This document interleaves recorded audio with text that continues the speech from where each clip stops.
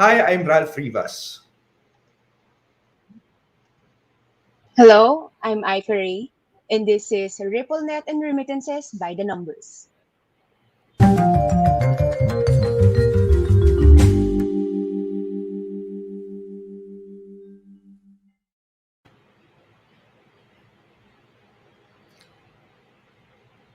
Hi, Aika. I think you're on mute.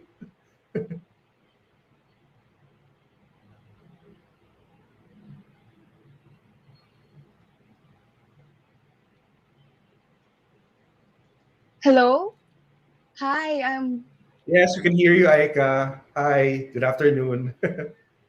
I'm sorry, I'm having technical difficulties. It's been going on since this morning. Anyway, so yeah, that's great. Yeah. So anyway, we're here today. We are joined with Brooks and Twistle. He is the managing director for Southeast Asia of Ripple. He was also a former Uber executive. So hello, Brooks.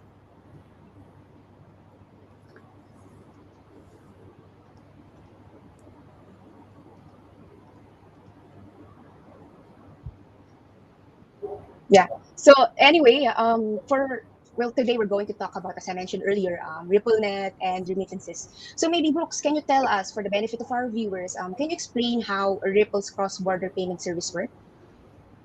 Absolutely. And first of all, thank you so much for having me. Delighted to be on your show. Philippines is an incredibly important market for Ripple, as we'll discuss today.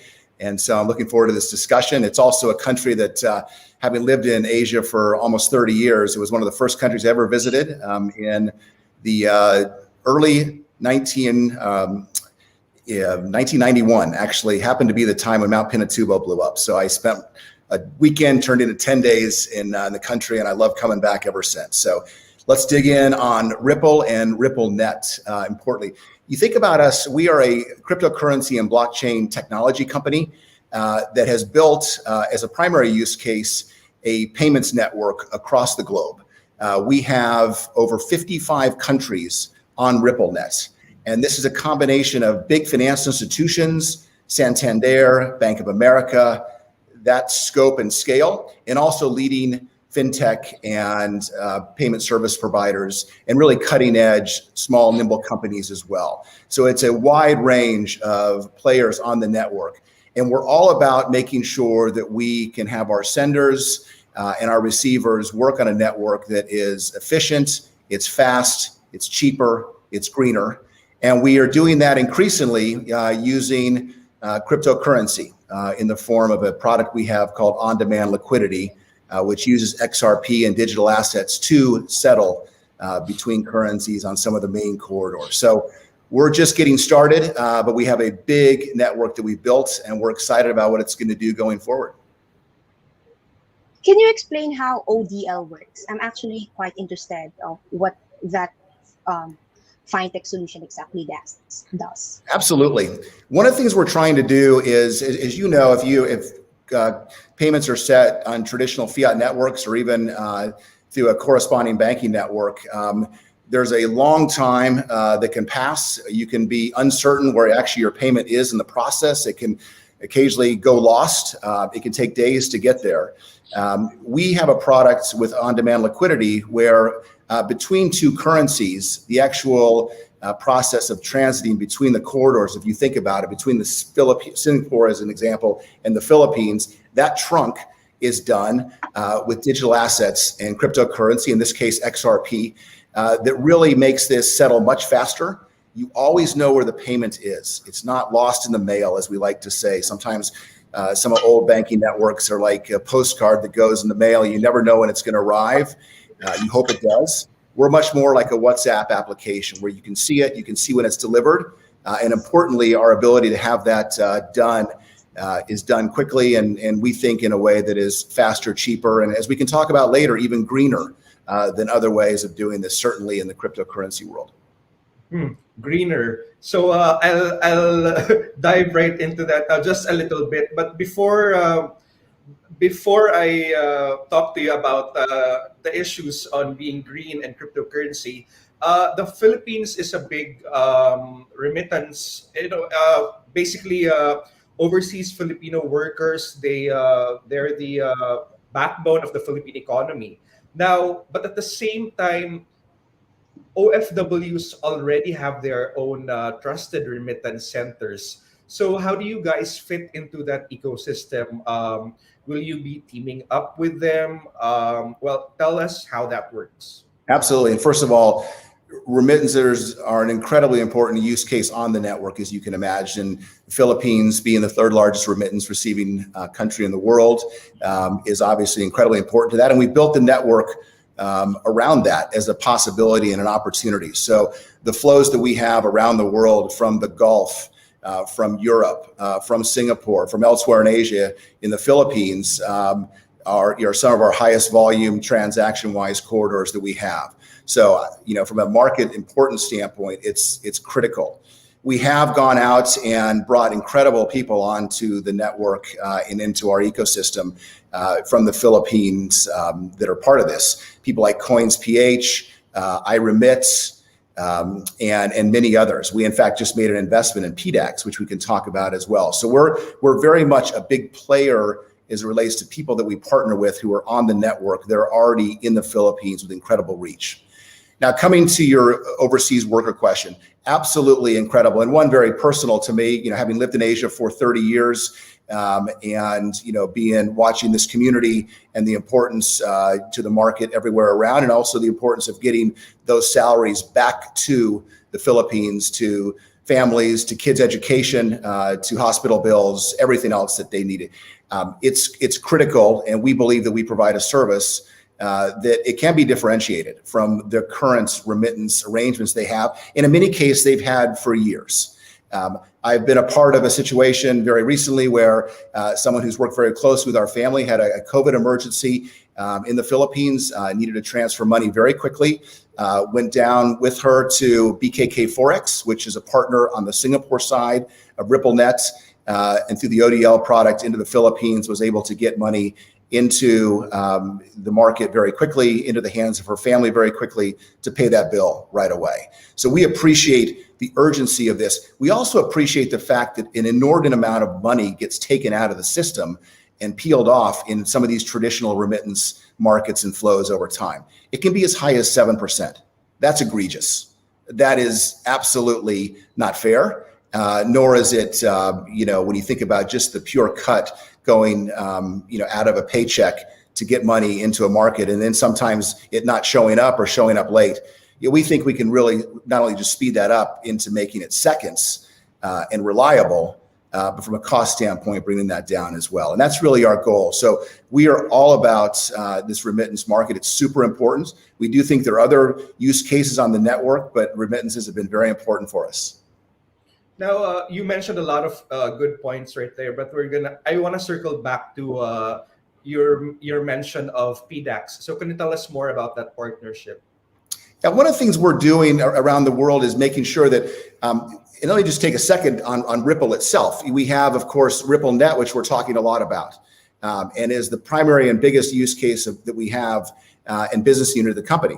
We also have the other side of the company, which is called RippleX. And that's really, think about it as kind of a lab where different ideas and use cases are being developed by our team, our technologists, and others that have great ideas. And whether or not that's central bank digital currencies or NFTs or other potential use cases, which we can talk about later in the discussion today, some of that is coming out of there as well.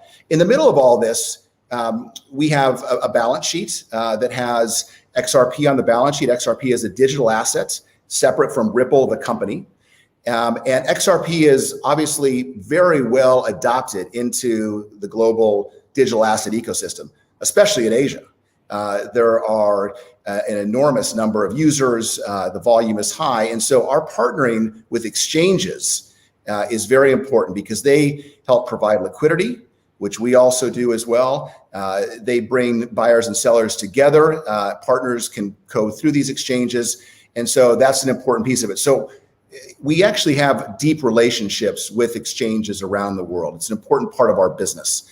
And this PDAX situation is exactly in that vein. We want to go deeper, and we do this around the world. We make investments where we can. We sometimes don't disclose terms as you'd expect, but we are putting our own capital to work to make sure that we're developing this ecosystem, which all goes back. And the reason you're doing all this is to make sure that we have the ability to continue to bring more products onto RippleNet and develop the ODL product even further, so the liquidity is deeper, and therefore we have a product that can move faster and even cheaper.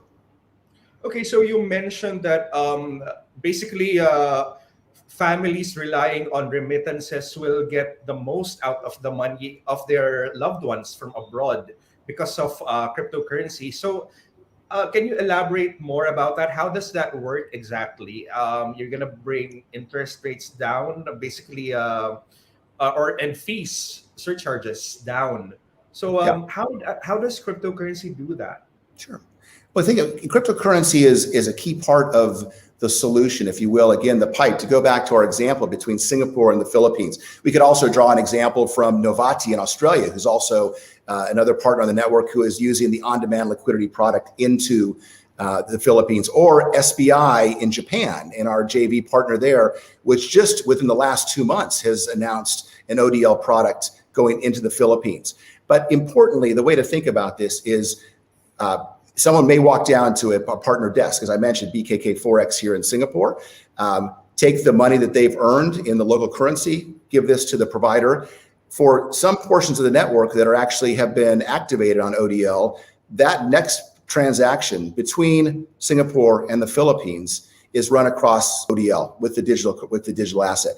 The payout partner in the Philippines is also on RippleNet, of course, and a critical partner, which is why we have people like iRemit and others that have deep reach into the market and are able to then immediately convert into Philippine pesos and pay out across their network as well. And so you have the number of people taking cuts and fees out of it or doing it in their own closed network. We're able to bring that down. And again, 7% is a high number. There are places that are doing that for cheaper, of course, but we're shooting to continue in everything we do to try to bring that down from some of the rack rates that you may see if you were to run down to a traditional remittance organization.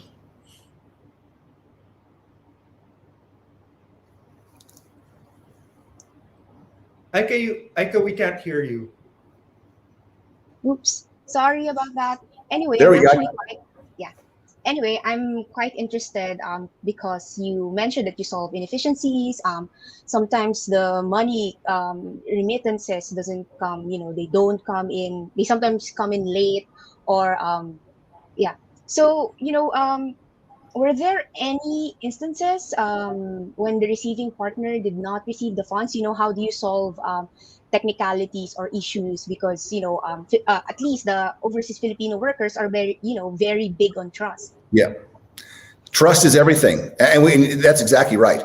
Whenever you build a marketplace in a financial network like we're doing, or have you built marketplaces in previous technology companies in different businesses, but also in your market, it's all about trust. It's about both sides of the marketplace and partners on that marketplace providing a service at a reliable level that that when you send money, or if you were to get in a car if it was a mobility platform, or ask for a delivery if it was a delivery platform, that the provider of the platform and the person that runs the platform is actually making sure that the players on there are certified, they are safe.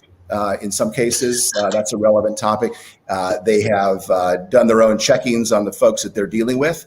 And so we believe strongly in making sure, that's the only way you do this and build this to scale, is making sure that you have a product and a marketplace that people want to continue to pile into and be a part of. And so we absolutely, one of the metrics that we focus on, and we look at it every couple of weeks at the company-wide level, we look at these metrics, and certainly in the operating positions that we're in the region, we look at these many times a day. But we think about successful transactions and percentage of transactions that may fail, which are de minimis overall, and continuing to get smaller. And that's part of the reason that we've built out technology field teams that are part of our technology services, our delivery teams. And while we have a core engineering capability that's maybe in Silicon Valley, the ability to get to these issues that may come up on the network real time in the region is very important to us and something we continue to build, which, by the way, as we can discuss, is one of the reasons we continue to invest in APAC in general and are building a regional headquarters here in Singapore and hiring rapidly in order to be able to service critical markets like the Philippines.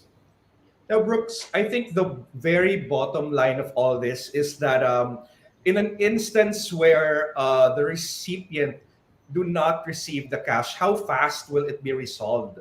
Because we've been talking about all these innovations and technology, but I guess the typical Filipino household, well, that's the basic question. If there are going to be issues, how soon will that be resolved? Because here in the Philippines, obviously, sometimes when you receive the money, we need that money to be spent ASAP, like medical bills. Absolutely. Yes. Yeah, so and I completely appreciate it. And like I said, I've seen that with people that have worked closely with our family for many years, and whether or not it's a school bill or a medical bill. And so absolutely, I want to make sure there is no ambiguity. And we are a mission-driven company. And one of the reasons that people like myself have joined Ripple and want to build and scale this is we think we actually are doing something, can go after this opportunity to people that may have less access to banking systems or all the products further out, et cetera. And so this is core to what we're doing.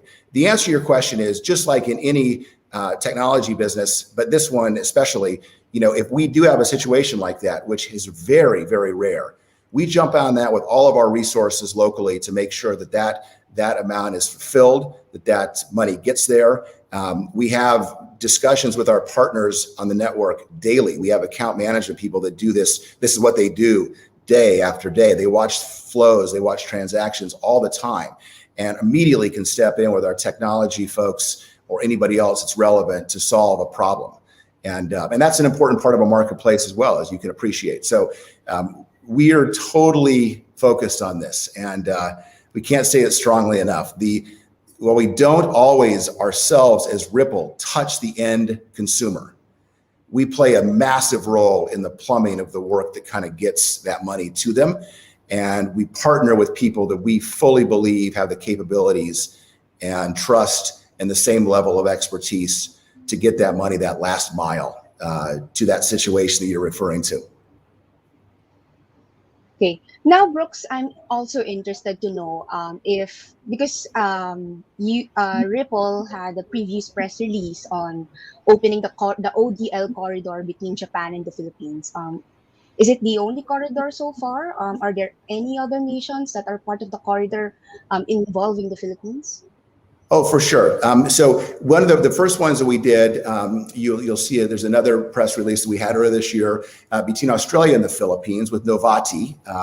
As I mentioned, one of our partners in the network in Australia that put ODL on to the Philippines. We're very excited about the SBI example that you referred to. We have a very important and robust JV with SBI for the Japan and Korea markets. We work very closely with those teams, highly integrated. It's one of those JV situations that works extremely well.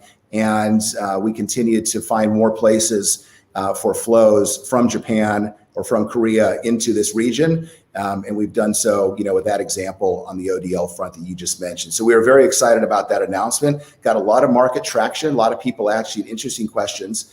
And so, when you think about it, we do have, we built this network, which is on the best technology that we have, and built it, originally with fiat as the currency that was going between. But we are really focused as an organization on thinking about ways, and ODL is a great example of taking digital assets and making that network even more robust, for the user. Okay, so Ripple has a pending case with the U.S. Securities and Exchange Commission. Could this have any effect in your services? So we do have a situation with the SEC in the U.S. We do believe that we have certainly all of the right people against this. We believe our case is strong, but I'm not going to comment any further on that, because one of the things that's important as an operator and someone who is building the business and leading the business in these dynamic and exciting regions, and by the way, our fastest growth regions in the world, MENA, APAC, et cetera. APAC's growing at 100% plus, 130% growth rate year over year. We're focused on building. We're also focused on building relationships with regulators. And that is a really important point to get across today. We're in dialogue with some 50 plus regulators in different countries across a variety of countries. It is a deep effort. We have regulatory teams and policy teams. Myself, others get involved in this. It's a core part of what we do because we want to be in the conversation. And there are plenty of markets from a regulatory standpoint that are leaning forward around cryptocurrency. And so while the US may be taking a while to kind of come to grips with how you regulate cryptocurrency, places like Singapore, Japan, the UK, others are leaning forward into this. And so we want to be a part of that discussion. It's building relationships with regulators. It's educating them together as we all learn about this. These are dynamic markets. And, one of the things I've learned a lot of things building businesses, between working at Goldman Sachs and then at Uber and now at Ripple in the region. They've all been the same thing, building fantastic franchises across the region and then internationally with unbelievable technology, brands, and the like.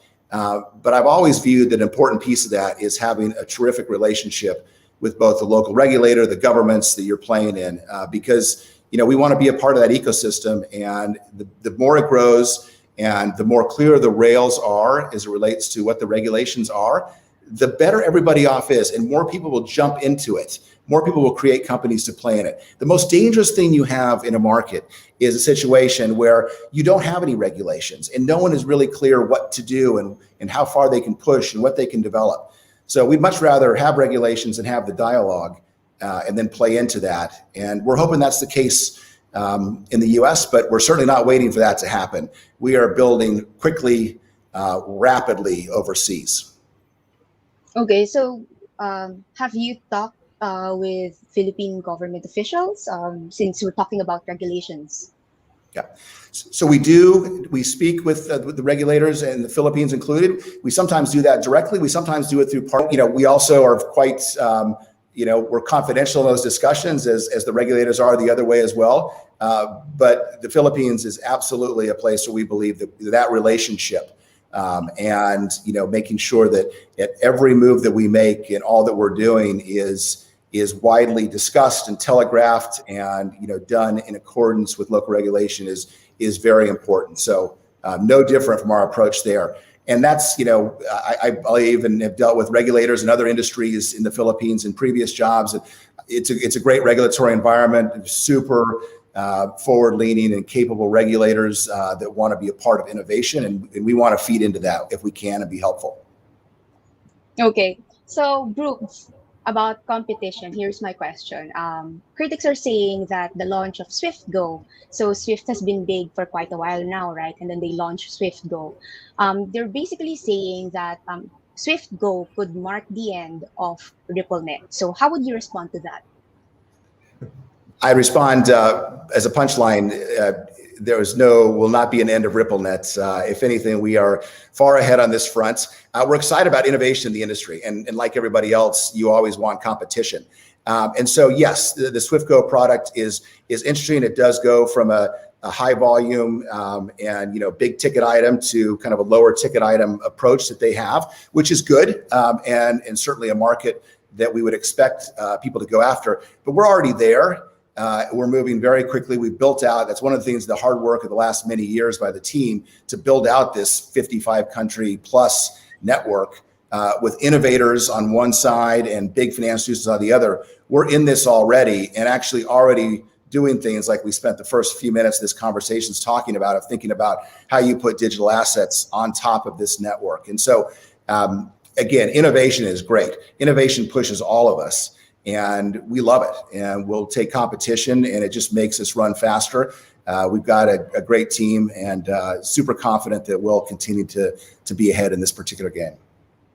Okay, Brooks, I also want to talk about, you mentioned earlier about going green and being more environment friendly, I guess, because there are a lot of concerns about these new technologies being very really greedy about electricity. So how does that is that an issue? And can you elaborate more on your point earlier about being more green?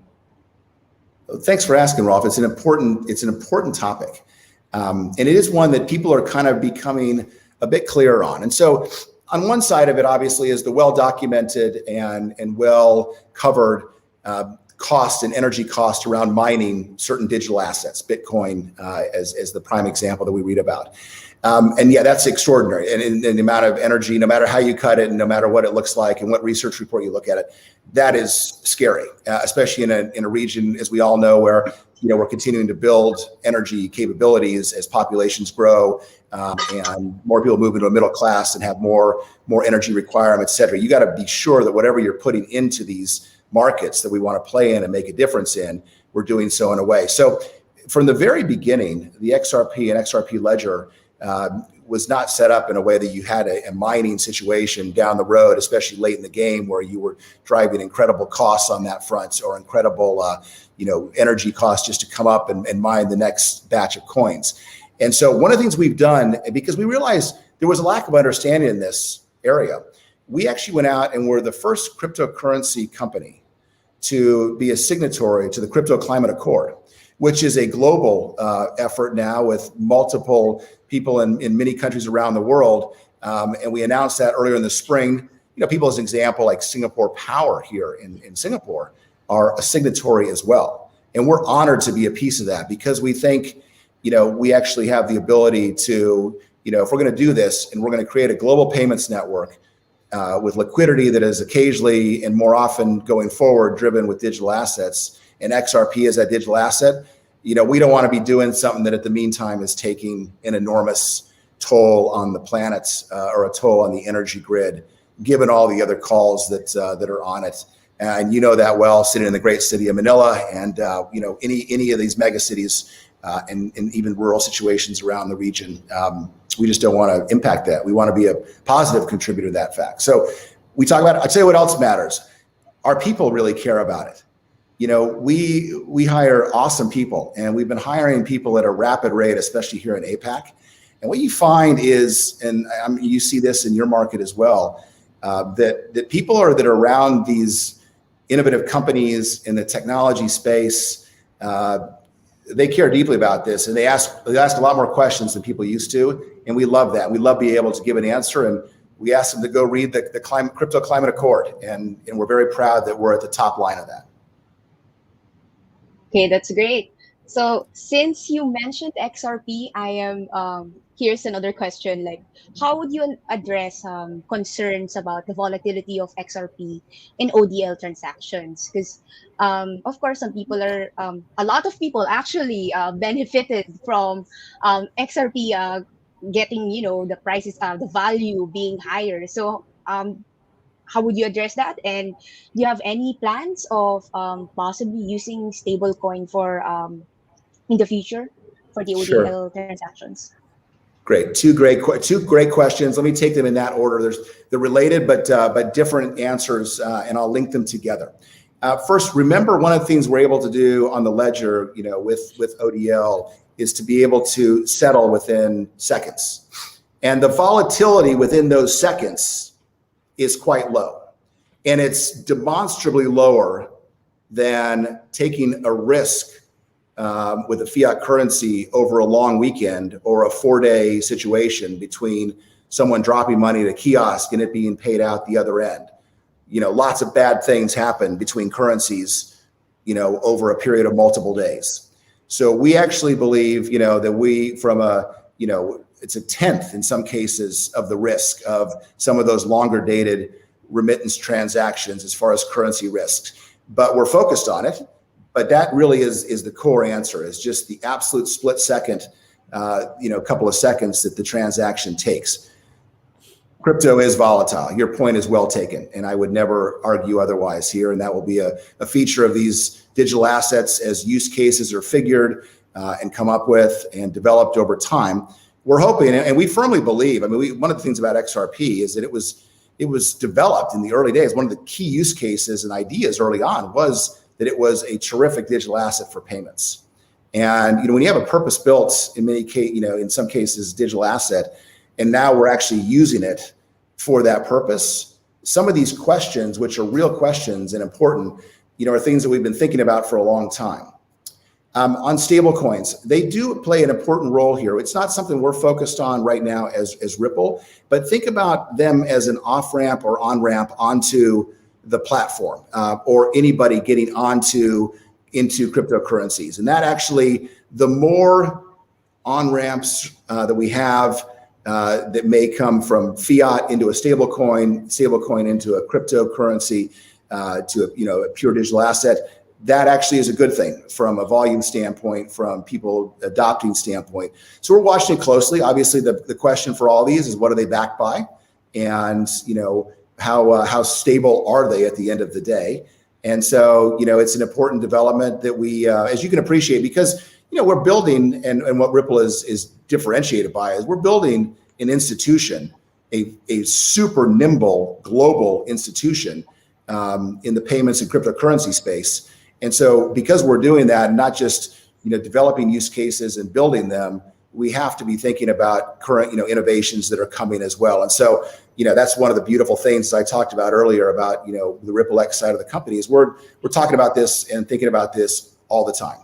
And these will develop. And you look back to the first part of this year, think about, the number of people on your show that I'm sure, although, you've got an audience who's deeply technologically savvy.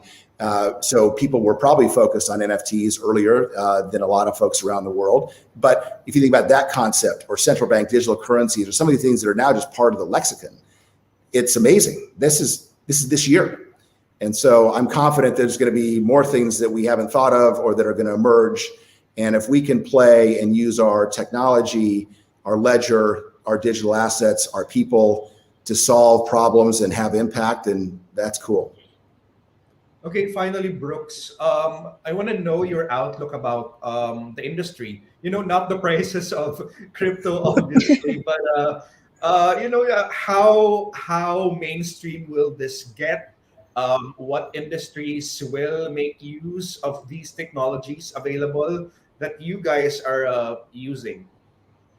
Yeah, it's a great question, and thank you for not putting me on the spot about predicting outcome. I'm not smart enough to do that, nor am I really allowed to do so. And these will be volatile, to your current, your earlier point. But here's how I think about this: is if the use case is big and scalable and makes a difference and is solving a problem that's out there.